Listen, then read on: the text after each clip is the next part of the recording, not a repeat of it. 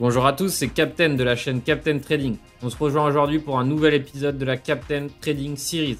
Alors je vous le rappelle et je rappelle à chaque fois, chaque épisode est complémentaire. Donc c'est très important que vous ayez visionné les épisodes précédents pour pouvoir bien comprendre celui-ci. Alors au programme aujourd'hui, on va voir ce que j'appelle les convergences. Donc pour moi, c'est un chapitre qui est extrêmement important. Pourquoi? Parce que j'utilise les convergences tous les jours dans mon trading. Ici, on va voir ensemble comment les définir. D'abord, qu'est-ce qu'une convergence? Quel type de convergence existe-t-il? Et on va surtout comprendre ensemble comment déceler des convergences. Alors, d'abord, qu'est-ce qu'une convergence? Une convergence, c'est tout simplement une zone technique sur laquelle se regroupent plusieurs indicateurs. Donc, on va voir que ça peut être par exemple Fibonacci, des supports et des résistances. On va voir ensemble que plus il y a d'éléments qui convergent vers une zone, vers un point technique, plus il y a de fortes probabilités pour que cette zone technique soit atteinte. Ainsi, lorsqu'on a réussi à déceler ces zones de convergence, on obtient une zone à forte probabilité. Donc ainsi, ça nous permet de trouver des points précis et efficaces. On va voir que, évidemment, trouver ces zones de convergence nous permettent deux choses. Donc pour moi, la première, c'est tout simplement de trouver des points d'entrée. J'utilise très souvent, peu importe ma stratégie, les zones de convergence pour éventuellement définir un point d'entrée. Pareil, si je trouve une zone de convergence, plutôt une zone de résistance convergente, dans ces cas-là, ça me permet de trouver un point short. Mais pas que. Évidemment, on peut utiliser aussi les zones de convergence tout simplement pour prendre ses profits. Et c'est là que ça devient des zones extrêmement intéressantes. Donc comme pour le voir, on peut à la fois utiliser les convergences pour trouver des points d'entrée, mais aussi des points de sortie. Et ça, c'est très intéressant parce que très souvent, on me demande, Captain, comment on fait pour trouver un point d'entrée? Où est-ce qu'on peut rentrer? Où est-ce qu'on peut prendre ses profits? Et bien, tout simplement, il n'y a qu'à utiliser les zones de convergence qu'on va voir ensemble pour prendre vos profits, pour prendre des points d'entrée. Alors, on va voir qu'il y a plusieurs types de convergence. Dans le monde du trading, il existe, j'imagine, de nombreux types de convergence. Celle qui m'intéresse le plus, parce que, comme vous le savez, je traite très souvent à l'aide du prix et pas à l'aide de trop nombreux indicateurs techniques. J'aime vraiment m'attarder sur ce qui se passe au niveau du prix. Donc, les convergences qui m'intéressent le plus pour moi sont celles de prix. C'est-à-dire que si on arrive à trouver un support ou une résistance et Fibonacci à la fois, donc une zone qui confond les deux, pour moi, ça devient extrêmement efficace. On peut aussi avoir ce qu'on appelle des convergences de signaux. Donc ça, c'est éventuellement sur les indicateurs techniques. Si par exemple, on a un croisement MACD avec un RSI aussi qui est survendu, par exemple, ça peut être ce qu'on appelle un niveau convergent avec les indicateurs techniques. Et sinon, on a la convergence des deux. Et donc là, ça devient aussi intéressant dans un système de trading. Si on a à la fois une convergence de prix avec une convergence de signal, là, ça devient de plus en plus intéressant.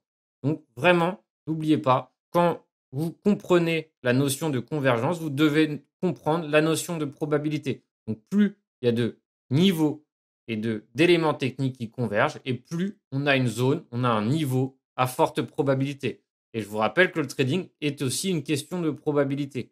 Maintenant, évidemment, on va rentrer dans le vif du sujet. D'accord? On va voir ensemble tout simplement comment déceler ces zones de convergence. Alors là, il va falloir évidemment se référer si vous n'avez pas vu la première vidéo sur les supports et résistances, parce que tout simplement, je vais d'abord déceler les supports et les résistances majeures. Donc, encore une fois, libre à vous de choisir votre unité de temps. Pour cette démo, on va s'attarder sur des unités de temps long terme, d'accord? Donc, on va d'abord partir sur du daily, weekly et éventuellement du 4 heures. Et ensuite, je chercherai tout simplement une convergence. Et ainsi, grâce à cette convergence que je vais trouver, ou les convergences que je vais trouver, je vais tout simplement essayer de définir un point d'entrée, un point de sortie, et derrière, d'avoir plus qu'à attendre patiemment que le plan se mette en place. Et on va utiliser le trading terminal pour mettre en place ma stratégie. Alors, pour ceci, j'ai choisi comme victime le e-gold. Donc, on va regarder un peu le e-gold. J'enlève les indicateurs techniques. Je veux qu'il y ait uniquement du prix. Donc, ici sur e-gold, on va essayer d'abord de chercher les supports et résistances techniques. Donc, au niveau technique, qu'est-ce que j'ai qui me saute aux yeux sur e-gold? Par exemple, 2,93 aujourd'hui est une résistance majeure. On voit que le prix a buté 1, 2, 3, 4, 5 fois, 4 fois dessus. Donc, ça redevient un niveau intéressant de résistance. Quel autre niveau me saute aux yeux en weekly? C'est les 2,20. D'accord? On voit ici que On a eu un bas de bougie, une clôture, un bas, un autre bas. Donc, un bon nombre d'éléments techniques ici qui nous poussent à nous diriger vers le support des 220. Donc ça devient éventuellement ce qu'on appelle un support technique. Maintenant que j'ai décelé, on va dire, mes supports et résistances majeures en weekly, je vais chercher maintenant d'autres supports et résistances que j'ai ici en 4 heures. D'accord? Donc, qu'est-ce qui me saute aux yeux en 4 heures? Par exemple, cette résistance ici me saute aux yeux, qui est devenue maintenant éventuellement support. Donc, comme vous pouvez le voir ici, on a eu un support, support, résistance, résistance, hein, avec beaucoup de bougies qui ont échoué sur ce niveau. On a franchi à la baisse, support, d'accord, le support qu'on avait décelé en weekly, résistance, et maintenant éventuellement support. Donc, si derrière maintenant, j'utilise un autre indicateur qui me plaît beaucoup, vous le savez, qui est Fibonacci. Et maintenant, qu'est-ce que je peux faire? Je peux prendre par exemple ce dernier mouvement baissier. Je pars du haut du mouvement baissier vers le bas du mouvement baissier. Et comme vous pouvez le voir, par exemple, qu'est-ce que j'ai trouvé? Qu'est-ce que j'ai décelé ici? Je décèle, par exemple, que ici, donc la zone des 222 est une zone de convergence avec Fibonacci. Je décèle aussi, par exemple, que la zone des 61,8 avec ses supports techniques est une zone de convergence. Donc, qu'est-ce que je peux faire? J'ai deux choix, évidemment. Je peux tout simplement me dire, voilà, je pense qu'on est sur une zone de support technique. Je mets en place une stratégie d'achat sur ce niveau et je veux revendre tout simplement sur la zone de résistance qui se trouve ici. Par exemple, ça peut être une stratégie viable. Ou par exemple, on peut se dire, voilà, je pense que ce niveau technique finira tôt ou tard par être touché. Donc, je veux laisser ici un ordre d'achat pour le e-gold. On va reprendre un exemple pour être sûr que vous ayez bien compris la notion de convergence. Et au hasard, je choisis l'algo. Pareil ici, on se met d'abord en weekly.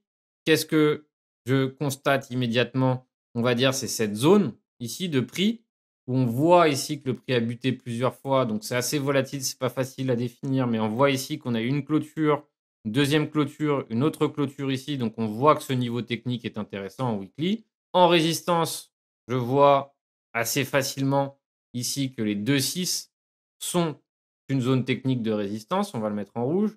Et donc maintenant, je vais essayer tout simplement de chercher des convergences. Donc, n'oubliez pas que c'est en testant qu'on va trouver des convergences, on ne va pas les trouver automatiquement. Mais par exemple, on constate tout de suite qu'on a une superbe convergence ici sur les 1,76. Et comme vous pouvez le voir ici, le prix a immédiatement réagi sur ce niveau. Donc, c'était un niveau d'achat très intéressant. On peut par exemple partir de Fibonacci à partir d'ici, par exemple. Et qu'est-ce qu'on obtient? On obtient une superbe zone de convergence ici où on voit bien 3 points, d'accord, la résistance Fibonacci de ces deux mouvements qui convergent vers cette zone. Donc, comme vous pouvez le voir ici, c'était un excellent point short. Et donc, quelle autre convergence on constate? Tout simplement ce niveau de prix qui est aussi un support. Donc là, tout simplement, on peut tout simplement tenter une stratégie d'achat de support sur ce niveau technique où il y a un ensemble d'éléments qui convergent et tout simplement essayer de revendre ici. Vraiment pour vous dire que parfois, il ne faut pas du tout faire compliqué. Et lorsqu'on trouve des zones de convergence comme ça reste des zones excellentes de prix. Pour ma part, vous le savez, certains le savent déjà, je m'attarde principalement au prix. Donc pour moi, trouver une excellente zone comme ça, c'est évidemment indispensable pour pouvoir mettre en place un bon point d'entrée. De la même façon que ici, si j'avais acheté ici d'un 74, j'aurais pas hésité à prendre mes profits ici, tout simplement parce qu'on a une énorme résistance. Donc tant qu'on n'a pas franchi la résistance, évidemment, je pars du principe qu'on a de fortes probabilités de buter dessus. Donc maintenant, je sors mon trading terminal. Donc l'avantage, le gros avantage du trading terminal, c'est qu'on peut mettre en place un stop loss, un take profit et on n'a plus rien à faire, d'accord? Donc tout ce qui est psychologique, on n'a plus qu'à le laisser de côté, on n'a plus qu'à laisser tourner la machine. Très souvent, la majorité des erreurs sont liées à la psychologie. Ici, on reprend le trade qu'on a vu sur Algo. Donc j'ai repéré cette zone de convergence aux alentours des 1,75 et 1,80. Donc tout simplement ici, je vais juste noter 1,78 comme ça. On va dire que j'ai un niveau de prix qui m'intéresse. Donc, je sélectionne ici, évidemment, l'algo. Ici, je rentre mes 100 $. La zone de convergence qui m'intéressait le plus, on va dire 1,78. Le take profit, je veux le mettre sur la prochaine zone de convergence résistante. Comme ça, tout simplement, je vais tenter ce qu'on appelle un achat de niveau à niveau. Donc, c'est un trade qui peut mettre plusieurs jours à se mettre en place, hein, évidemment. Et derrière, en stop loss, je mets un stop loss excessivement large, tout simplement parce que j'ai mis une petite taille de position. Donc, je vous rappelle qu'en crypto, il est parfois préférable d'avoir un stop loss large et de laisser la stratégie se mettre en place. Donc, engager beaucoup moins de capital. Donc, ça, on l'a vu évidemment dans ma formation sur le risk management et le calcul de la taille de position. Et derrière, j'ai plus qu'à laisser la stratégie se mettre en place. Donc, comme vous pouvez le voir ici, je gagne 14 USDT, ce qui est relativement intéressant si ça se met en place, et 10 dollars si ça se met en place. Donc, pour une position à 100 dollars, c'est largement profitable. Donc, ici, j'ai plus qu'à rentrer Start Trade et ma stratégie est placée. Le trading terminal s'occupe maintenant du reste. Donc, ça, c'est vraiment intéressant parce que derrière, il n'y a plus de psychologie à l'intérieur du trade. D'accord? On met en place la stratégie. Ici, dans ce cas de figure, c'était une zone de convergence à l'achat, un achat sur un support. Et derrière, on revend la résistance, tout simplement. Rien de complexe. Donc maintenant, évidemment, on espère que ça va marcher et que ma zone de convergence ici aura été efficace. Donc vous l'aurez constaté, les zones de convergence sont ultra intéressantes pour savoir où se placer. Très souvent, on ne sait pas où se placer, on ne sait pas où rentrer. Et là, finalement, trouver ce genre de zone à forte probabilité permet d'avoir un point d'entrée qui est parfois extrêmement précis. Pareil, pour prendre ses bénéfices, très souvent, on ne sait pas quand est-ce qu'on prend ses bénéfices. Et là, tout simplement, on se retrouve dans un cas de figure où on peut tout simplement trouver, déceler très rapidement une zone qui risque de faire barrage. Cet épisode est maintenant terminé. En attendant, je vous souhaite bon trading à tous et on se retrouve très bientôt pour un prochain épisode de la Captain Trading Series.